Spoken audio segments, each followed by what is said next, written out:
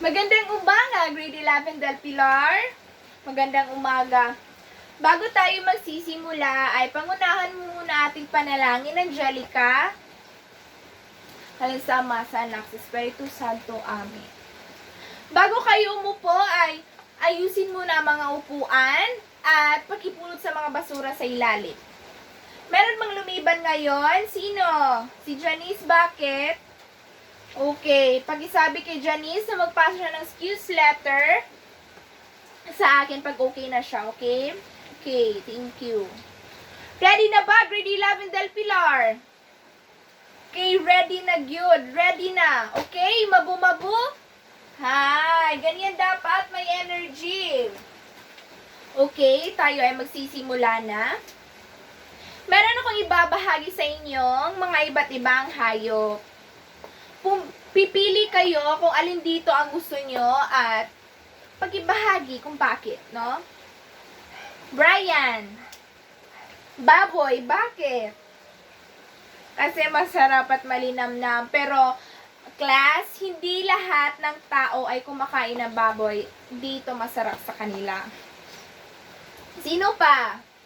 Angeline? Cow, bakit? Yes, ang sipag-sipag talaga ng cow, no, class. Gayahin niyo si cow. Ang sipag-sipag kahit sa tirik ng araw nagtatrabaho.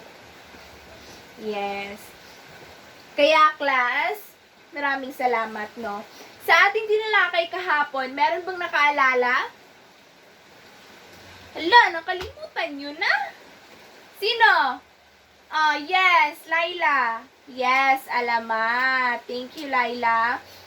Ang alamat ay isang panitikan isang panitikan nagsasalaysay na pinagmula ng iba't ibang bagay. Yes. Bigyan ng 3 bagsak si Laila. Okay, thank you. Kaya, meron tayong gagawin. Ito ay i-akto mo. Meron akong ibabahagi sa inyong larawan at i-akto ninyong lahat. Okay? Kayong lahat. Ano ito? Yes, lizard. Paano ang lizard? Yes, naipit. Aray, aray. Yes, ganyan. Aray, aray. Hindi yung pag nasa crush, nagpapabebe. Hindi ganyan. Ano ito? Pusa. Yes, ang cute ng pusa. Sana all. Yes, meow, meow, ganyan. Sa aking binigay ng mga larawan, meron ba kayong ideya kung ano ang ating tatalakhayin ngayon? Yes, kasi nasa harapan na. Yes, tunog. Yes, party yan. Party yan. Ang ating tatalakhayin ay ang iba't ibang teorya ng wika. So, bago iyan ay meron mo na akong ibibigay sa inyong mga teorya ng wika. Dito nakalagay. Sa harapan ay teorya ng wika at ang sa likod ay definisyon nito.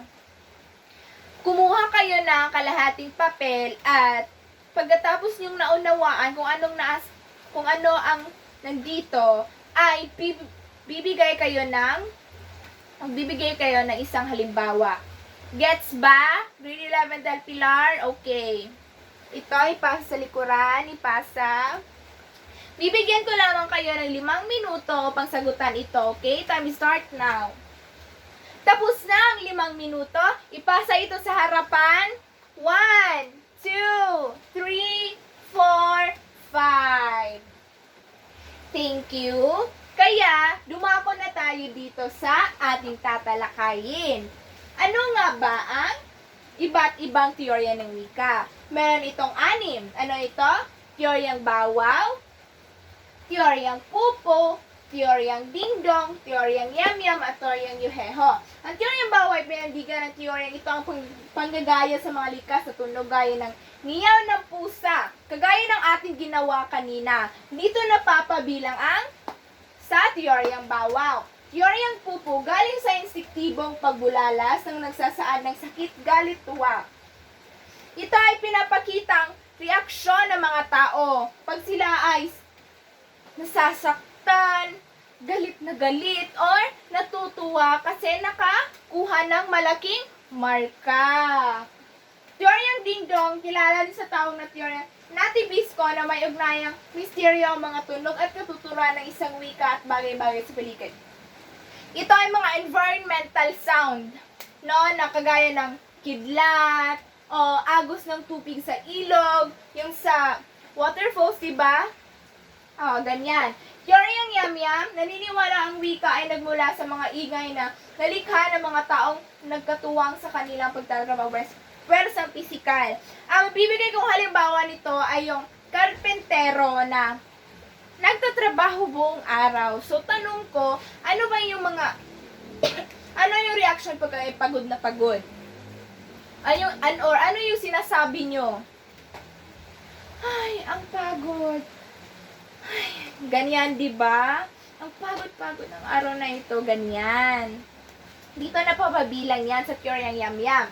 Teoryang Yuheho tumutugon sa pamamagitan ng kumpas sa alinmang bagay na nangangailangan ng aksyon. Kagaya ko, maliit ako. Kaya pag tinatawag ko yung kaibigan ko, "Hoy, Janice!" Ganyan, kaway-kaway ako para makikita niya ako.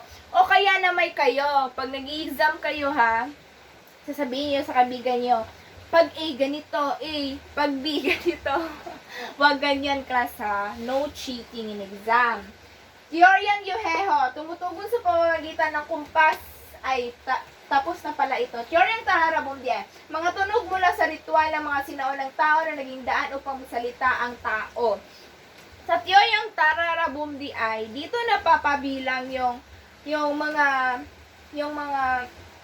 katutubo or mga ganyan na yung may bonfire sa gitna tapos nagsasayaw sila sa ganyan or yung nagdadasal sila na may sariling wika sa kanilang wika, yes,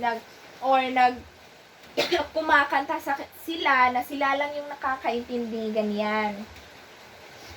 Nag-gets ba, grade 11 Del Pilar? Sure na? Sure na talaga, okay. Kung naintindihan nyo ang ating tinalakay ngayon, ay magbigay ng halimbawa sa teoryang bawaw. Yes? Danica? Yes, very good. Sa teoryang dingdong. Yes, Kyla. Yes, very good. Mahusay, grade 11 Del Pilar, Nona. Naintindihan nyo ang ating itinalakay ngayon. Kaya, dumako na tayo sa ating gawain. Naalala nyo yung mga teorya na inyong napili? So, magpapangkat kayo sa napili nyong teorya kanina. Teoryang bawaw, teoryang pupo, teoryang dilong, teoryang yamyam, ganyan. Okay? Huwag maingay, class. Okay, nakapunta na ba sa inyong mga pangkat? Okay. Ang inyong gagawin ay magsasadula kayo sa napili nyong teorya. Okay? Kahit ano, Basta magsasadalo kayo dito. Okay. Bibigyan ko lamang kayo ng 3 minuto upang mag-isip kung ano ang inyong gagawin. Tapos, bibigyan ko lamang kayo ng 5 minuto upang ipresenta ito.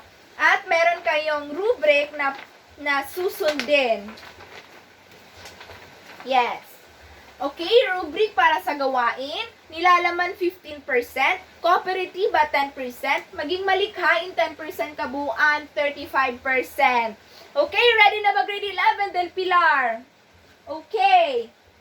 Ang unang magpresenta, teoryang bawaw. Ang panghuling grupo, ang teoryang Tararabumdi ay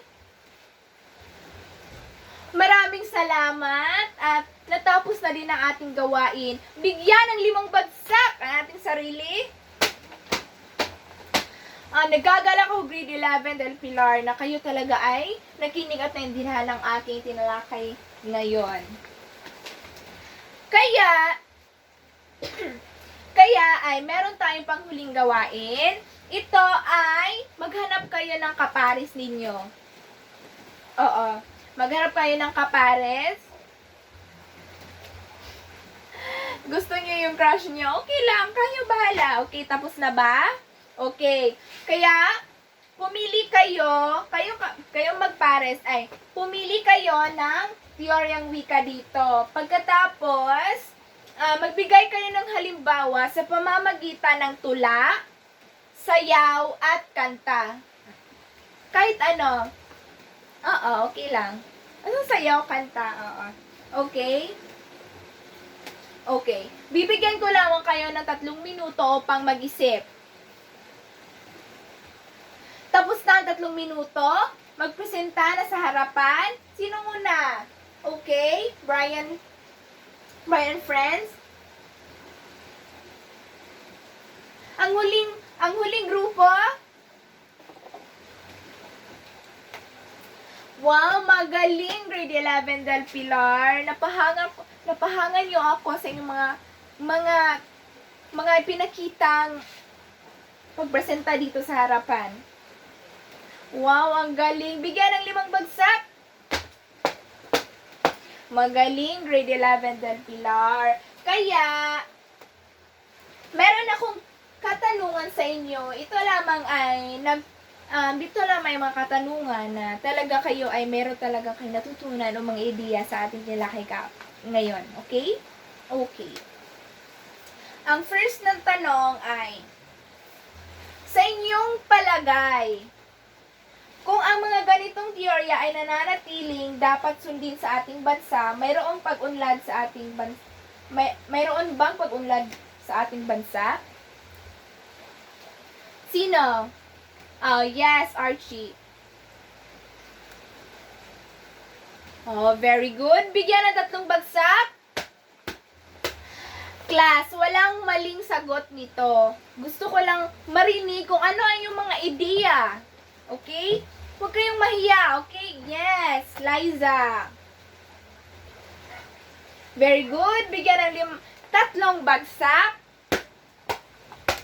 Kaya, dumako tayo sa ikalawang tanong. Bakit tayo magkaroon ng ganitong kaalaman, lalong-lalo na sa inyong mag-aaral? Yes, Treska. Yes, very good. Bigyan ng 3 bagsak. Yes, Danica.